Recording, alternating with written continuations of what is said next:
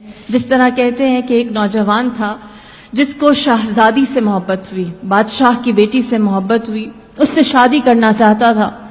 دربار میں ایک وزیر تھا جو اس کا جاننے والا تھا، وزیر کے پاس گیا اور وزیر سے کہا کہ تم کسی طرح میری شہزادی سے شادی کراؤ۔ کہتے ہیں وزیر نے کہا کہ بادشاہ کو ایک داماد چاہیے، اپنی بیٹی کے لیے شوہر چاہیے ہے، لیکن اس نے شوہر کے لیے جو سٹینڈرڈ رکھا ہے وہ یہ کہ بڑا عبادت کرنے والا، مخلص، پرہیزگار ہو، دنیا کی خواہش اس کے اندر نہ ہو۔ اگر تم کچھ عرصے کے لیے ایسا پریٹینڈ کرو، بہت عابد و زاہد بن جاؤ، کسی جھونپڑی میں جا کر جنگل میں اکیلے رہو اور وہاں عبادت کرو تو میں تمہارا یہ کام کر سکتا ہوں۔ اس کو یہ آئیڈیا اچھا لگا، وہ ایک جنگل میں گیا، چھوٹی سی ہوتے ہیں، اس نے اپنے لیے ایک ہٹ بنایا، اس میں بیٹھ کر عبادت کرنے لگا، اور جب اس نے وہاں عبادت کرنی شروع کی اس کو مزہ آنے لگا۔ یہاں تک کہ کچھ دن نہ گزرے تھے کہ وہ وزیر بادشاہ کو لے کر اس کی جھونپڑی میں آیا۔ بادشاہ اس کی جھونپڑی کے اندر گیا، جنگل میں اس کے چھوٹے سے گھر میں، ٹوٹے ہوئے گھر میں گیا اور اس نوجوان سے ملاقات کی، باتیں کی۔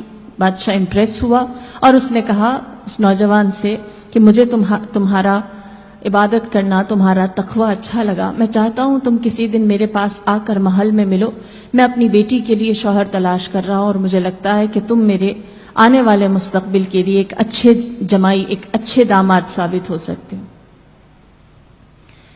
جب بادشاہ نے یہ کہا اس کو اپنی خواہش مل گئی۔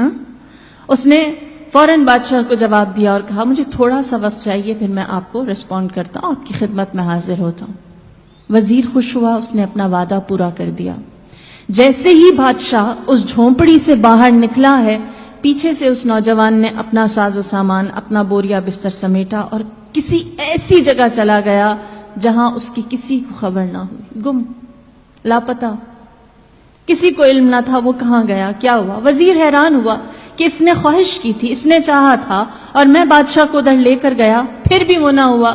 یہاں تک کہ بہت عرصہ گزر گیا، ایک ٹائم کے بعد اس وزیر کی ملاقات اس نوجوان سے ہوئی جس سے اس نے بادشاہ کی ملاقات کروائی تھی۔ لہٰذا اس وزیر نے پوچھا مجھے بتا جب تیری خواہش پوری کر دی گئی تھی تو کیوں چلا گیا، تو نے کیوں اپنی نیت، اپنا ارادہ بدل دیا اور اپنے اس ڈیسیجن سے ہمیں تم نے انفارم بھی نہ کیا۔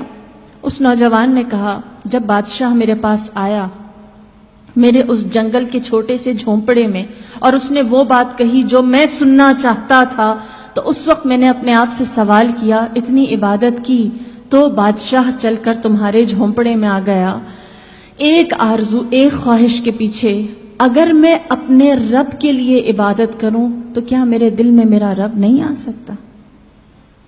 تو کیوں نہ میں اپنی آرزو کو ایک دنیاوی چیز سے بدل کر صحیح درست طرف لے آؤں اور اس چیز کی خواہش کروں جو میرے لیے واقعی فائدہ مند ہے۔